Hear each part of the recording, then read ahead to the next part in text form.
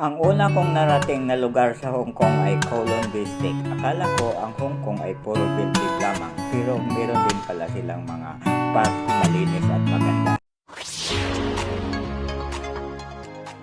Mula sa Tsim Sha Tsui along Lactan Road, sasakay ka ng LRT. Bababa ka sa Mi Pho at may isang park. Matatagpuan mo ang Dai Chi Park. Maraming kahoy, upuan para magpahinga. Maraming mga bulaklak, basketball court.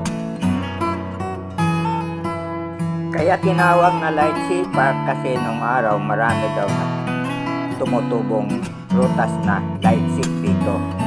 Ang gaganda, well maintained talaga.